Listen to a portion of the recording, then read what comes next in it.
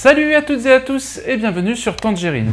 Je suis très heureux de vous retrouver aujourd'hui pour une nouvelle vidéo de critique sur le film sorti il y a peu, Moon Age Daydream de Brett Morgen, qui retrace et salue la vie et le génie de David Bowie, l'un des artistes les plus influents et prolifiques de notre époque. Ce film est à la fois le fruit d'un énorme travail de remasterisation de vidéos d'archives, avec de très belles images en 4K, puisqu'il n'est diffusé que dans des cinémas IMAX, et c'est également le fruit d'un travail sonore, puisque la bande originale de Moon Age Daydream contient des titres issus de la discographie de Bowie, mais aussi du matériel inédit et des mix exclusifs créés pour le film.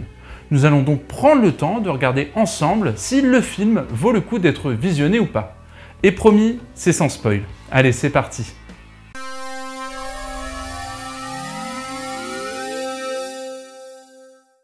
Alors, est-ce que Moon Age Daydream vaut le coup d'être regardé? Eh bien, je ne suis pas sûr. Et pour ça, il y a plusieurs éléments qui vont nous permettre de répondre à la question. Pour commencer, je voudrais brièvement vous présenter Brett Morgen, le réalisateur de documentaires américains à l'origine du projet. Avec Moon Age Daydream, il n'en est pas à son premier coup d'essai.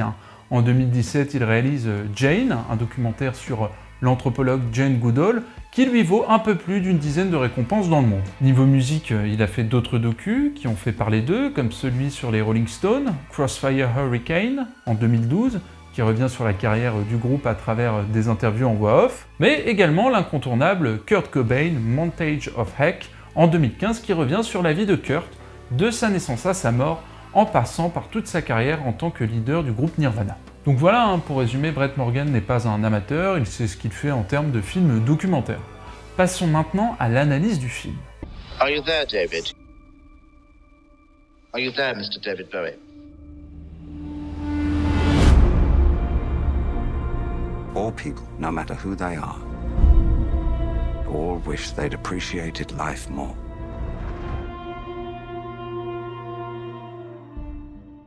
Moon Age Daydream est très beau. Les lives de Bowie en IMAX, pendant sa période Ziggy Stardust, c'est vraiment très cool, on s'y croirait presque. Du début à la fin, c'est visuellement très esthétique. Le film est construit de la manière suivante. Une alternance entre des titres de Bowie à plusieurs époques différentes, des propos de David en interview, le tout monté sur des images d'archives et des interviews avec des effets visuels. Il s'avère que les musiques utilisées dans ce film ont été soit rééditées ou soit remixées. C'est-à-dire que l'on a modifié l'intensité des instruments et ou ajouté des effets. Ce procédé prend tout son sens lorsque vous le visionnez en IMAX, parce qu'il y a un système sonore spécifique dans la salle, qui vous permet de vivre une vraie expérience. Mais de vous à moi, je n'ai pas vraiment ressenti de différence. D'ailleurs, l'une des premières choses qui m'a sauté aux oreilles, c'est que 75% du film est composé de musique. Les propos de David ne prennent que 25% du temps sur 2h14. Je trouve que c'est pas beaucoup et que c'est un peu dommage. Il n'y a pas de moment de silence, les musiques s'enchaînent les unes après les autres. Ça fait un peu, il y a du vide, donc on comble avec de la musique. D'ailleurs, les moments d'interview de Bowie ne sont pas très originaux ou exclusifs. On n'apprend pas énormément de choses. J'étais assez surpris parce que ils sont presque tous disponibles sur YouTube. Et je les ai retrouvés d'ailleurs, si vous voulez les regarder, je vous les ai mis en description. Je trouve que c'est un peu représentatif d'un sujet pas très travaillé, dans le sens où il n'y a pas l'air d'avoir eu beaucoup de recherches d'archives. Je dis ça pour les interviews, mais c'est aussi le cas pour le reste des illustrations montées dans le film. On alterne entre des clips de Bowie, des lives et les films dans lesquels il a joué. En fait, si vous êtes assez fan de Bowie, c'est des éléments que vous avez déjà visionnés. Ça ne va rien vous apporter.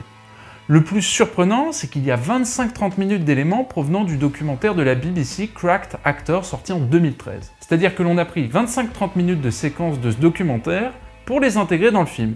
Et je ne vois pas trop l'intérêt d'un tel copier-coller. D'ailleurs, en parlant du contenu, regardons un petit peu le squelette du film construit en 4 grosses parties. Première partie, David Bowie et son personnage de Ziggy Stardust au sommet de sa gloire.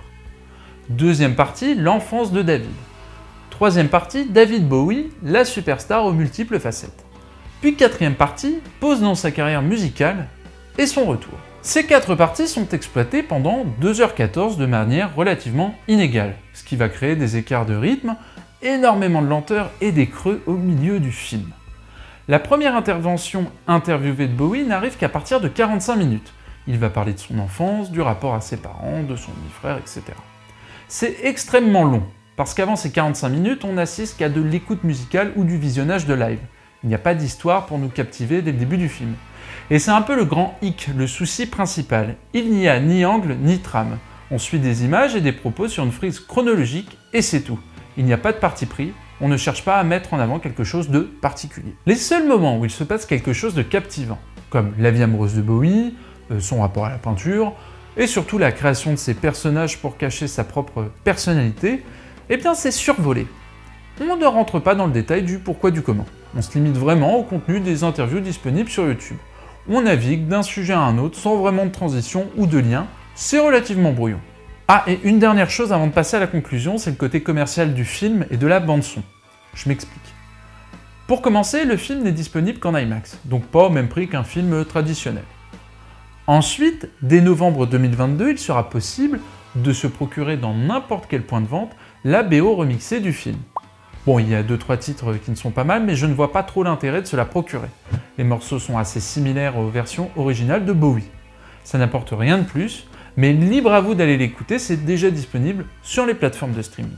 Pour conclure, je ne vous recommande pas de passer 2h14 sur ce film. Il est vendu, comme je cite, un film qui retrace et salue la vie et le génie de David Bowie. Mais pour moi, c'est très limité. Tout est en surface, on ne rentre pas vraiment dans le sujet.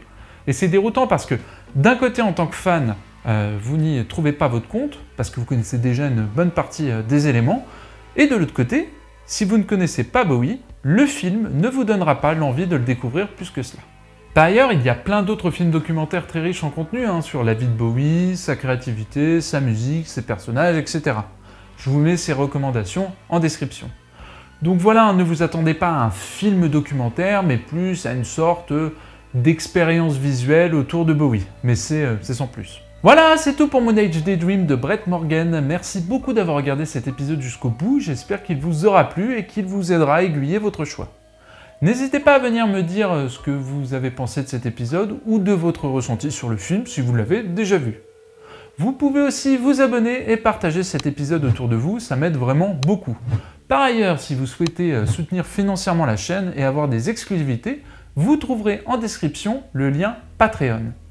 On se retrouve très bientôt, en attendant, prenez soin de vous. Salut!